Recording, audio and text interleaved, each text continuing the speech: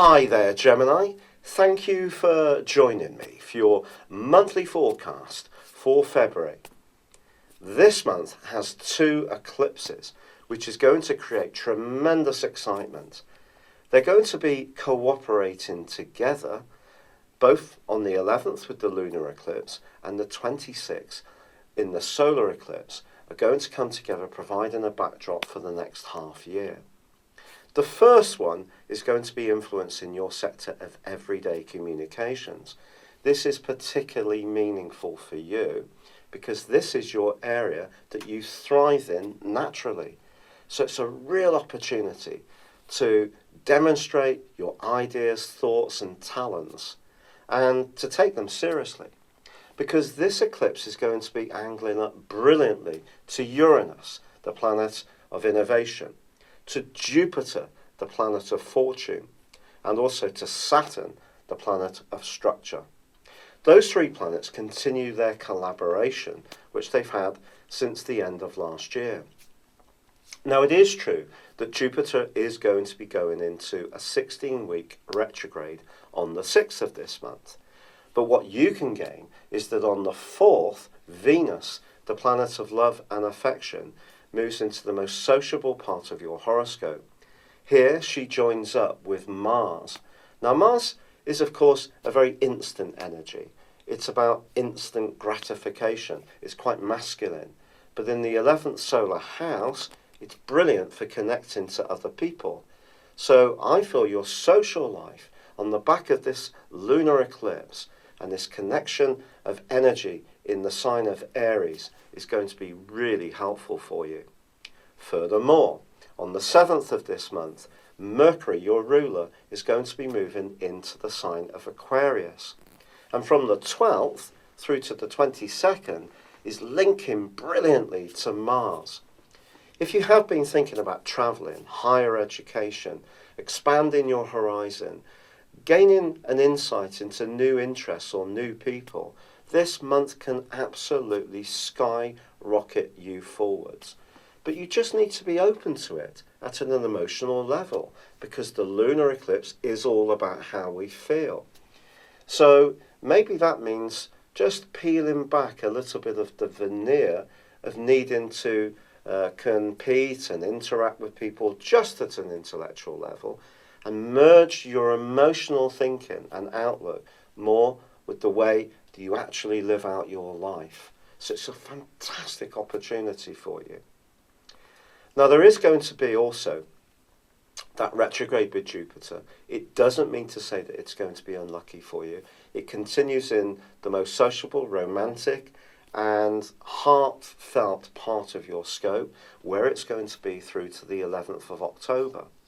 But it is true over the next 4 months that perhaps when it comes to your energies, your talents, and anyone that you're interested in, perhaps from a more romantic viewpoint, that you can't be over-optimistic, you have to be realistic, and its reversal can help us all to work harder at making Jupiter work well for us.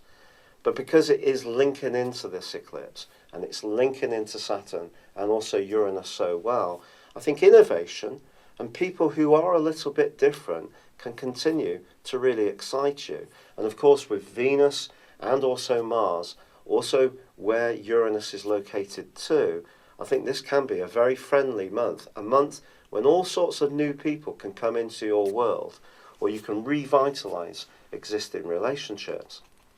Now there is going to be a link between Mars and Uranus from the 22nd, which I do feel could see you breaking away from some relationships which are no longer serving their true purpose to you. This may not be something that's easy to do. This is something that is going to challenge any part of you that would prefer to stay with the status quo.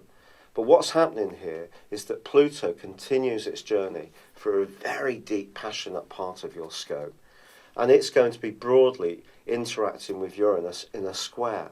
So if there is any situation which feels restrictive, controlling, is stopping you breathe as a free individual spirit, I do feel that you're going to want to break out of it.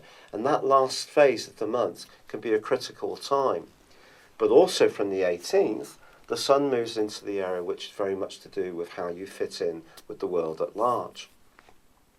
Now it's going to join up in this area with Neptune, and ironically, by the time of the solar eclipse on the 26th, it merges with Neptune in a shimmering way. This is a little bit of an echo, really, of some of the energies which were unfolding for you at the start of the year, when Neptune was alongside Mars in the sign of Pisces. This is an opportunity again to ensure that the creative urges that you have are really being brought into your situation as fulsomely as they could. Mercury also moves into Pisces on the 26th. It is in detriment here because, of course, it's your ruler, so it squares up to your sign, and it's also in opposition to Virgo, also ruled by Mercury. So it's in detriment and in fall. So it's not at its best, but I think the Sun's location and its combination with Neptune does ask you to dream, to think what is possible in the following 6 months. But it has to work at an everyday level. So your interaction with people, your communication with people needs to continue to be crystal clear in the way that you're usually so effective in being. And I think it's possible that there could be some uncertainty for some Geminis, not all, over the next few months if you are in a career which doesn't really bring you a great deal of satisfaction, or your life role isn't one that's really feeding your interest and making you feel stimulated and seeing you acting in a spontaneous way. So it's all about really a future that you're shaping for yourself that has to have some imagination in it, but it also needs to really engage you. And if it's not engaging you, if something feels dull, limiting, restrictive, controlling, break free. It's not necessarily all going to happen this month for you, but it certainly can in the following half year, a time which can be hugely exciting for you. Thank you for joining me, Gemini. Good luck and goodbye for now.